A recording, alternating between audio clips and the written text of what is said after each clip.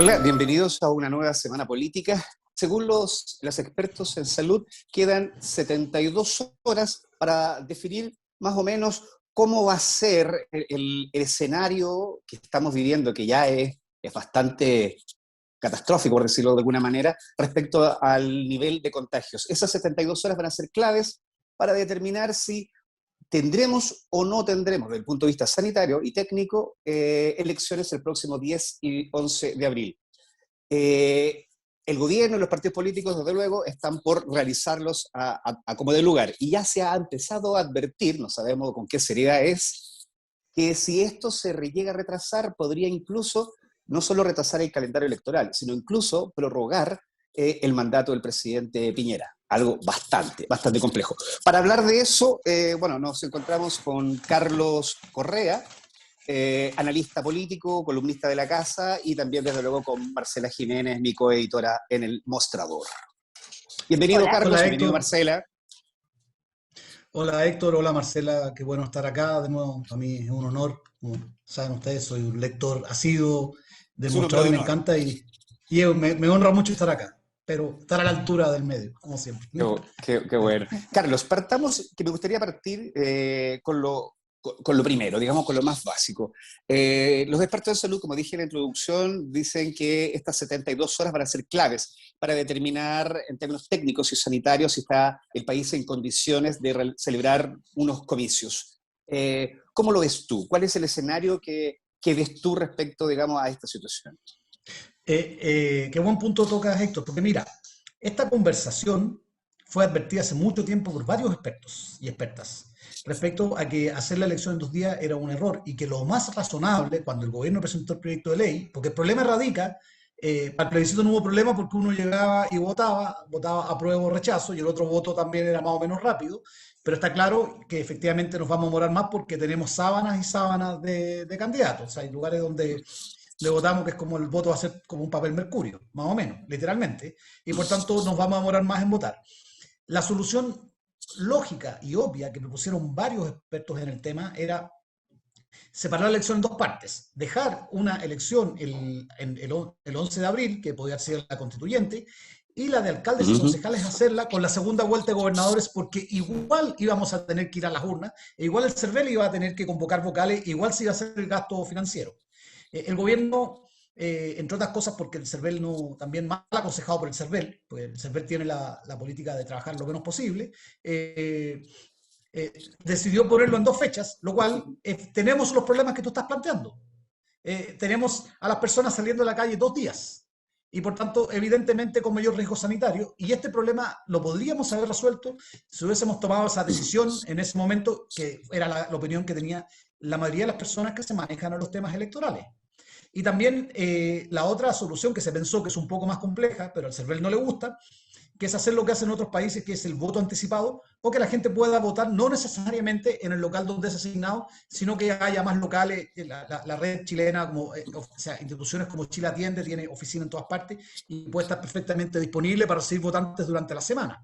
Así ocurre en otras partes y los procesos no quedan viciados, sino que pero efectivamente tenemos esta locura rara de 2 días de votación, con los militares escribiendo, cuidando de noche las urnas. Yo escribí de eso en una columna en un medio escrito y en una carta un señor me contestó diciendo qué pasa si hay un ataque incendiario a un colegio.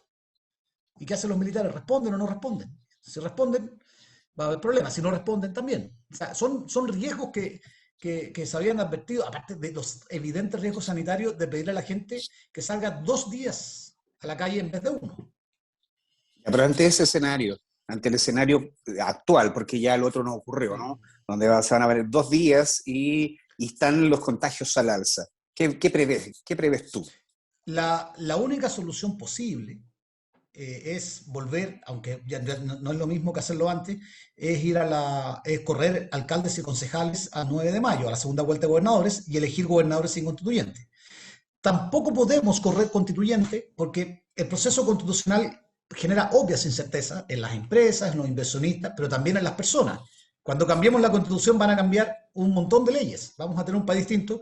Y en otros países, los procesos que nos gustaría imitar, no sé, Colombia, Túnez, los países donde ha ocurrido esto de manera pacífica y exitosa, los procesos constitucionales se han demorado como 5 años aproximadamente, entre todo lo que significa. Y evidentemente ya tuvimos la postergación del plebiscito, y una segunda postergación de los constituyentes y empieza a malear un proceso que es histórico y que tiene un cierto valor también para Chile. Eso no es posible ya correrlo. Por tanto, la única factible es volver a la idea original de correr alcaldes y concejales para el 9 de mayo. Tiene también el problema, y lo que tienen razón, que los alcaldes ya renunciaron, porque están haciendo campaña y han hecho ya gastos de campaña. Ese es el problema que tiene. Mm. Pero parece ser la solución más factible a esta altura. Marcela, ¿cómo lo ves tú? Y ves también, que decía preguntarte otra cosa, ¿ves alguna diferencia o es que exactamente un déjà vu con las elecciones del año pasado? ¿Con las elecciones digamos, del plebiscito del año pasado? El único déjà vu es que estamos a finales de marzo y estamos discutiendo exactamente lo mismo que estábamos discutiendo a finales de marzo del año pasado. O sea, recordemos que el plebiscito era el 25 de abril. O sea, el déjà vu está en la improvisación, en el no prever escenarios. O sea, los candidatos, no había ni siquiera que esperar a la inscripción de candidatos del 11 de enero para haber previsto que las elecciones y los votos iban a ser una sábana gigante y que la gente no se iba a demorar un minuto como se demoró en octubre con apruebo o rechazo, sino que se iba a demorar 4 o 5 minutos cada persona en votar. O sea, aquí hubo una desidia muy importante de parte de las autoridades involucradas en el proceso eleccionario que no previeron o no quisieron o se les olvidó. O sea, es impresentable que este tema recién se haya presentado recién a discutir a finales de febrero. Ya partiendo de esa base.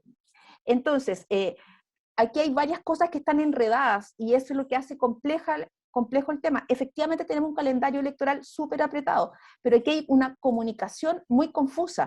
¿Por qué? Porque ¿por qué no puedo ir a votar? ¿Por qué es peligroso ir a votar? Pero sí puedo ir al mall, sí no es peligroso andar en metro.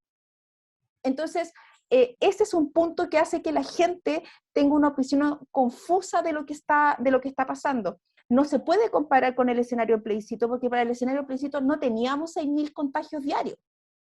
Entonces, es como que nos hagan votar en junio del año pasado, cuando estaba todo el país encerrado en sus casas. Entonces, eso es lo complicado y son todas las aristas que están aquí. Y hay un tema que no es menor, más allá del tema y las complicaciones administrativas. O sea, aquí es cierto que una cosa es que el gobierno no quiere aplazar las elecciones. Bueno, ahí hay Eso un es así, punto. no lo quieren, no quieren.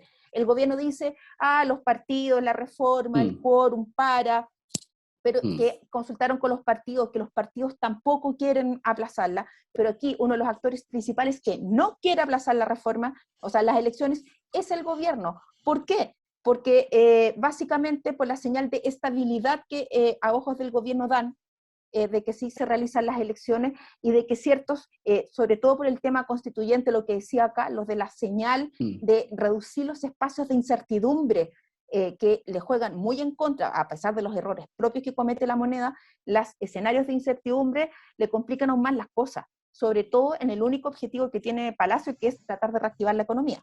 Entonces, es demasiado el enredo, y ahí quería engarzar con algo para que Carlos lo tomara, que tiene que ver con la semana pasada conversaba con Marcos Moreno, que hablaba de la paranoia electoral, de la paranoia del fraude, de por qué se ha instalado la duda si en muchos otros países se puede precisamente hacer votaciones en varios días, por qué en este país, que además está en las elecciones son resguardadas por las Fuerzas Armadas, por qué se genera este manto de duda de un posible fraude, de un posible problema, si las urnas van a quedar selladas en bóvedas, custodiadas, y además los apoderados van a poder estar ahí toda la noche si quieren cuidándolas. Entonces, ¿por qué se instala el temor al fraude en un país donde efectivamente, si una de las garantías que ha tenido siempre es la transparencia, desde el regreso a la democracia, la transparencia de sus procesos electorales, tiene que ver ahí con la poca credibilidad que hay a las autoridades o instituciones involucradas en el proceso? Justo antes de dar la palabra a Carlos sobre el fraude que tú acabas de mencionar, Marcela, y también haciendo como cerrando la idea de este déjà vu, otra de las diferencias que uno observa también es que para las elecciones del plebiscito, uno podía observar incluso una campaña anterior del gobierno, pero básicamente de los partidos de derecha también, por instaurar esta idea, digamos, de ojalá no llegar, de no llegar a las elecciones, es decir, estaban en una posición contraria, estaban con la idea, digamos, de una especie de campaña para boicotear las elecciones, del plebiscito, y así retrasarlas e incluso dejarlas como una manera como en tela de juicio. Esa posición que hoy día, digamos, ya no está, porque hoy día muchos partidos de la centro derecha están sacando cuentas alegres un poco respecto a la cantidad de constituyentes que podrían lograr, es una de las formas también que uno podría comprender de por qué no quieren, bajo ningún concepto, estoy hablando no del gobierno, sino de los partidos políticos de derecha, que estas elecciones se puedan postergar. Carlos, tomando esto último y fundamentalmente lo que señala Marcela respecto del fraude, ¿cuáles son, a tu juicio, digamos, las motivaciones que están detrás de instalar esta idea del fraude y de hoy día llevar a toda costa las elecciones? Mira, esa es una buena pregunta, es una buena pregunta porque el caso más parecido que conocemos todos, que es en Estados Unidos, donde Trump instaló el fraude desde antes que yo creo que se instaló el fraude cuando empezó a ver el voto anticipado y que iba a ser muy masiva la votación, y se dio cuenta que lo que se enfrentaba era un plebiscito sobre su gestión, y que ese plebiscito lo iba a perder, y por eso Trump instaló el fraude para buscar forzar que el colegio electoral primero y después el Senado, el Congreso desconociera los resultados que buscaban su derrota. Y cuando se vio desesperado, movió a sus barras bravas con los resultados que todos conocemos. O sea, esta historia ya se ocupó, la conocemos. Yo personalmente pienso que el tema del fraude en el tema constituyente, contrario a lo que dicen todos los análisis que yo he leído, a mí me da la sensación que a la derecha no le va a ir muy bien en votos. Puede ser que en constituyente saque más de los votos que saca. Claro. Esas son las cuentas alegres que están sacando, claro. Las cuentas alegres, yo no sé de dónde las sacan, y cada vez que alguien me pregunta, les digo lo mismo. Yo escuché esas mismas cuentas alegres un poquito antes del plebiscito, donde todos decían 60-40, y por tanto un país equilibrado, y fue 78-22. O sea, y los electores, los aeropuertos están cerrados, Chile no es Cuba, no hay balsa para irse, la gente no se va por la cordillera, son la misma gente los que va a votar. Y por tanto no sé de dónde salen los nuevos votantes y además a la derecha no le va a ir bien. Lo que sí puede pasar es que saque más constituyentes que lo que saque el porcentaje de su voto, pero si la derecha saca menos del 30%, la lista de la derecha, ustedes comprenderán que los parlamentarios y parlamentarias van a dormir mal esa noche, van a dormir muy mal. Entonces el tema del fraude tiene un cierto interés también. Hay un cierto interés, y básicamente también reconozcamos que el proceso constituyente tampoco le gusta a la izquierda más dura. O sea, Jadwe nunca ha ocultado que no le gusta el proceso constituyente. En eso ha sido consistente desde el día 1, y que además de eso el fracaso de la convención es un negocio redondo para él. Es su apuesta, y por eso el PC ha dicho también esta historia de rodear la Constitución, donde el Frente Amplio ha tenido ciertas vacilaciones. Yo creo que ahora con el tema de que Boric es el candidato, como que el grupo constitucionalista ganó el gallito dentro del Frente Amplio, pero el Frente Amplio reconozcamos que tuvo una cierta tendencia también a mirar con duda la convención. Entonces, la convención es resistida por derecha y por izquierda. O sea, por los flancos tiene resistencia, y ambos grupos recurren al argumento del fraude con el objeto también de lentamente ir minando la elección constituyente. Lo que genera riesgo acá es la elección constituyente. La de gobernadores no le interesa, es de bajo interés, para ser correcto con candidato y candidata y no se nos ofenda a nadie. Y la de alcalde y concejales es lo de siempre. Es lo de siempre, con los mismos problemas locales.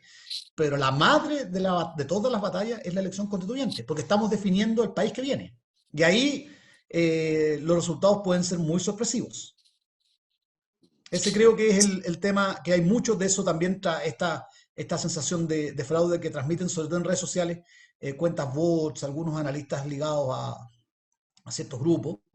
Hay un interés desde los extremos de dejar ¿cómo se llama?, una rayadura el proceso constituyente. Y ese interés no va a disminuir. Sí, pero ese interés de marcarla, porque... ¿Qué cosa? Defínete mejor ese interés, porque claro, es como la línea dura, es como marcarlo, porque en a la derecha más dura no quiere... la derecha más dura no quiere una convención que termine con la constitución de Pinochet, que ha sido su piedra filosofal y tabla de salvación, y es como la tabla de la ley de Moisés. Cayó del cielo y no quiere tocarla. Y en la medida que la convención sea un éxito, la constitución de Pinochet desaparece. Lo que les gusta a ellos es la constitución de Pinochet y el argumento que dicen, Lago ya la firmó, por tanto déjense de joder. Ese es el mundo perfecto. Y para la izquierda más dura, que además de eso tiene más votos de los que ha tenido siempre, está muy bien gracias a la popularidad de Jadwe, lo que le encantaría no es una convención de 2/3 donde haya que acordar y que haya que negociar y buscar un pacto entre todos, sino lo que le interesa es una asamblea popular tipo venezolana, que es que el presidente Jadwe diga, ahora sí vamos a hacer una constituyente de verdad, sin esta ley de quórum que obligaban a los grandes consensos, y aman una constituyente como la que se hizo en Venezuela o lo que se hizo en Bolivia. Es así. O sea, ellos se ofenden cuando les dicen eso, pero es lo que piensan y lo dicen, no lo niegan. Basta leer sus declaraciones de admiración hacia los procesos constitucionales de Venezuela y de Bolivia, y ambos tuvieron bastante dosis de autoritarismo de izquierda. Eso es un hecho real y está en sus propias declaraciones. El propio Jadwe fue observador a las elecciones en Venezuela. No sé qué observó, pero fue observador. Y por tanto, el dañar el proceso constituyente es algo preciado. Creo que esa es la batalla que nos enfrentamos. Y en la zona central de la política también reconozcamos que hay poca pasión a veces, hay más desgaste que pasión. Las candidaturas de la centroizquierda están en las crisis que están, y las candidaturas más moderadas del mundo del oficialismo tampoco están muy bien. Ciertamente.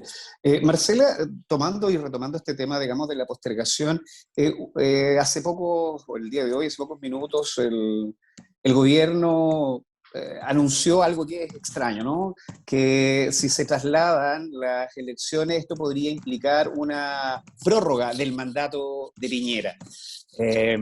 ¿Cómo ves esta situación, Marcela? ¿Qué te parece? ¿Un poco tirado de las mechas? ¿A qué apunta esto? A ver, eso huele un poco a chantaje emocional y que refleja la no disposición o la poca voluntad del gobierno de postergar las elecciones. Suena como un poco entre chantaje y amenaza, porque para ser honesta, prorrogar el mandato del presidente de la República implicaría una reforma en el Congreso donde no están los votos, bajo ninguna circunstancia. O sea, yo no veo a nadie de la oposición dando votos para que Piñera siga gobernando más allá del 11 de marzo del 2022, punto uno. No hay cómo una crisis política que sería enorme.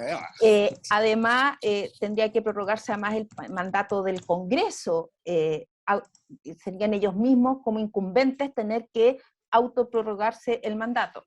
Pero además, porque eso no es real. Porque yo la semana pasada, hablando con expertos electorales y con analistas, me explicaban que una de las únicas cosas que no se va a correr bajo ninguna circunstancia es la fecha de término de estos mandatos de 4 años, que es el Congreso y la Presidencia de la República. ¿Por qué? Porque si bien el calendario está muy apretado objetivamente, hay pequeños espacios hacia donde prorrogar las elecciones. Existen. Por ejemplo, la fecha del 8 y 9 de mayo. ¿Por qué esa? Porque debería ser la segunda, era la que estaba pensada para segunda vuelta de gobernadores regionales. ¿Y por qué además? Porque a esa fecha, a diferencia de lo que dice el gobierno, a esa fecha el proceso de vacunación, la población ya tendría más inmunidad. Porque el gobierno dice, hemos vacunado 5 millones, pero esos 5 millones solo 3 tienen las 2 dosis. Solo 3 millones están empezando recién en este minuto a tener la inmunidad de más del 90% que te da la doble dosis. Para mayo, estos 5 millones o más personas que son las que se están vacunando en estas semanas tendrían el tiempo de generar esa inmunidad. Entonces, efectivamente aquí es bastante inviable esto de que se prorrogue el mandato, y huele más a una suerte de chantaje emocional, porque difícilmente habría espacio para eso.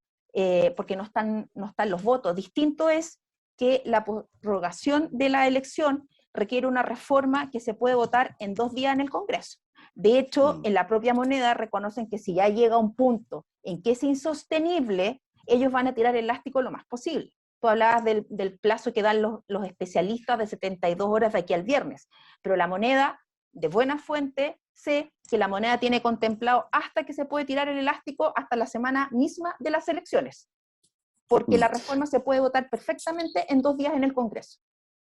Bueno, eso es instala tu análisis, Marcela, claramente la duda que siempre existe sobre las motivaciones de las cosas que dice el gobierno y las cosas que dice el presidente. En definitiva, la confianza y la credibilidad digamos, de las intenciones que vienen un poquito de la moneda. Y esto de la credibilidad, y aquí los quiero invitar a ambos a pegarnos un salto de este tema y hablar también de la credibilidad del presidente en torno al último escándalo con el tema de los casinos Enjoy. Esta semana el gobierno ha salido a descartar que el presidente Piñera no tiene ningún vínculo con Enjoy, pero queda suficientemente claro que en este conflicto, para hacer un breve resumen, digamos, de este tema, es que hay dos entidades financieras que son las que manejan el fideicomiso ciego del presidente de la República, que tienen intereses en los casinos Enjoy, no solo acciones, sino también tienen intereses porque ellos son los que respaldan las boletas de garantía ante un no cumplimiento de quienes, la familia Martínez, que son los que se ganaron la licitación para operar los 4 casinos. Carlos, ¿es suficiente? ¿Te parece suficiente la salida del ministro Belolio tratando de descartar cualquier vínculo del presidente con Enjoy, existiendo estos antecedentes tan vehementes? Mira, voy a ir a los hechos, para que no piensen que uno está interpretando. Vamos a ir a los hechos. A los hechos. Sale el ministro Belolio diciendo que el presidente no tuvo nunca, ni en el pasado, ni tendrá, ni nada, ninguna vinculación con Enjoy. Información que, por cierto, en la prensa, si uno googlea, se encuentra que efectivamente en algún momento tuvo vinculación con Enjoy. Hubo participación de la familia Piñera al respecto. Y además de eso, Bancar Internacional, a través de su filial latinoamericana, tuvo inversión en Enjoy. Eso está en la prensa, eso es información pública. Incluso en algunas de las memorias de Enjoy aparece Bancar como accionista, hace memorias antiguas. No es primera vez que el ministro Belolio y los hechos van por caminos distintos. Acuérdense de su tesis sobre que la gente no se contagiaba, que no hay ningún estudio científico que la gente se contagiaba en la ceremonia religiosa, cuando hay miles de estudios científicos al respecto. Y en redes sociales empezaron a llover los papers. Pero a mí me llamó la atención el comunicado de Enjoy, porque Enjoy sacó un comunicado, aquí estas cosas pasan, estamos en vivo, así que estas cosas pasan, que efectivamente en los celulares a la gente despistada como yo se les olvida ponerlos en mudo, así que lo voy a dejar bien lejos. Enjoy sacó un comunicado en la cual no se refiere al tema del presidente, dice que desmiente las elucubraciones políticas, no hace referencia al punto en particular. Enjoy es una empresa que tiene asesoría comunicacional profesional y además asesoría comunicacional profesional de calidad, lo asesora una agencia buena, y por tanto no desmintieron que el presidente en algún momento de la historia o su familia puede haber tenido, o sus instrumentos de inversión puede haber tenido vinculación con Enjoy. Ese es un hecho no menor. No menos, lean el comunicado de Enjoy y se dan cuenta que se refiere a las elucubraciones políticas, no se refiere a ningún hecho en particular. Pero no va al fondo, no va al fondo. No, se refiere a que han salido un montón de elucubraciones políticas y nosotros queremos desmentirlas. Por otro lado también, el comunicado de Enjoy, para que vean ustedes que efectivamente está bien pensado, está muy, muy inteligentemente pensado, va a un tema que es cierto, que tiene razón la empresa, que es que no los invitaron a la comisión investigadora, y eso es algo que los diputados debieran aclararnos, porque si hacen una comisión investigadora y ellos piden ser recibidos, no se entiende por qué no lo recibieron, pero ok, eso, lo que voy es la prueba que Enjoy no está mintiendo, y no desmiente que el presidente tenga vinculación. Esto también está el hecho que los medios no han cubierto este tema y que efectivamente ha habido reclamos a los medios que lo han cubierto, y nuevamente siembra una duda, como otras veces en la historia, sobre el presidente y su comportamiento respecto a los negocios, a sus inversiones. Él ha dicho, al revés y al derecho, que es un fideicomiso ciego que no tiene idea qué ocurre. Pero la pregunta es si la gente le cree. Ese es el punto importante. Y probablemente quizá a esta altura ya de lo mismo. Ya de lo mismo está asumido y no signifique daño a la imagen del presidente. Pero en la historia, cuando se juzgue su gobierno, ahora que está tan preocupado el legado, creo que eso va a ser un tema, porque eso ha sido un tema de los dos gobiernos. la dificultad de sacar el terminal Bloomberg de su oficina. Eso ha sido un tema de su todo gobierno. Y eso es parte de su historia y parte de su naturaleza. Marcela. Nada, lo primero que quería decir, en todo caso, con esa crítica que se le ha hecho a los medios de comunicación de no cubrir el tema en yo quiero decir que el mostrador lo cubrió largamente, extensamente, con muchos reportajes, no solo el año pasado, sino que desde el año 2015 que se ha hecho una cobertura exhaustiva de ese tema. Corrijo. Entonces, lo aclaro por esa cosa a la bandada de redes sociales de los periodistas, no, los es cierto lo que dice Marcela, etcétera. El mostrador lo cubrió. Eso es o sea, no es nuevo lo que se está hablando, ese es el punto, eso es lo que quiero marcar. En relación con el tema del liderazgo y la credibilidad, es con lo que dice Carlos, el problema que es un flanco, el conflicto de interés, el presidente Piñera jamás lo ha zanjado, y jamás lo ha zanjado bien, desde su primer gobierno. Entonces, ¿qué es lo que sucede? Y quiero hacer un símil. El mayor problema que tuvo la presidenta Bachelet y lo que fue el golpe a su línea de flotación de su gobierno fue el caso Cabal. ¿Por qué? Porque destruyó su credibilidad, la confianza y la credibilidad que la gente tenía en ella cuando hablaba de desigualdad en este país. Cuando su proyecto, su programa, todo se pudrió con el caso Cabal. ¿Por qué? Porque al final resultó que se privilegió a su hijo y eso minó su credibilidad y le pegó la línea de flotación a su gobierno. ¿Cuál es la diferencia con Piñera? Piñera... Que no hay credibilidad. Que nunca la ha tenido en ese flanco. La gente nunca ha esperado nada de él en ese tema. Jamás. Yo ese punto lo reporté mucho en el primer gobierno de Piñera. Jamás se esperó nada. Y la gente lo votó sabiendo eso. Pero sabiendo eso, sistemáticamente durante su gobierno, eso se le ha transformado en un boomerang. Solo quiero recordar el episodio del viaje de los hijos a China. Fue un tremendo escándalo, pre-estallido social, pre-pandemia, pre-estallido, fue un gran problema. El conflicto siempre ha sido un gran tema para Piñera, y eso, a pesar de que la gente sabía cómo era y nunca esperaba nada, eso ha mermado su credibilidad más aún. Por algo, y el tema en hoy viene a poner sobre la mesa eso, o sea, por algo cuando el lunes el presidente anuncia este fortalecimiento de la red social para ayudar a la gente en esta nueva segunda ola de pandemia, en las redes lo que se hablaba era puras ironías, no se le cree lo que dice, porque esa credibilidad ya está totalmente mermada, está totalmente debilitada, lo que se refleja con sistemáticamente, o sea, ¿por qué Piñera no capitalizó ni un punto con el exitoso proceso de vacunación? Que hay que decirlo, lo hicieron muy bien el tema de las vacunas, está muy bien hecho. Que lo están, entonces está en pleno desarrollo. ¿Por qué el presidente no ha podido capitalizar un punto de eso? Porque la gente ya no le cree. Y el tema en hoy viene solo a reafirmar, a ratificar eso, que es algo muy peligroso cuando hablamos del jefe de Estado de un país.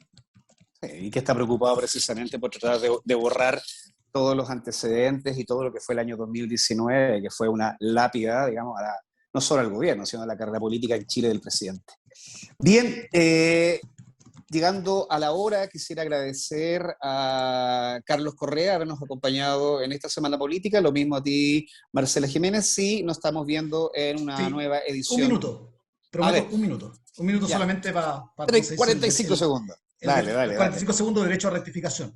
Yo quiero decir, porque mi expresión, para que quede claro, que en efecto, me refería a los medios escritos en papel, pero el mostrador, este tema de Enjoy, lo cubrió del día 1, incluso cuando Enjoy presentó el convenio de quiebra y la superintendenta miró para el techo, el mostrador fue el medio que lo cubrió, hizo referencia y también siempre dio espacio a los diputados que lo plantearon. Entonces, en eso, para que quede claro, y de hecho, yo buena parte de las cosas me he enterado por el mostrador.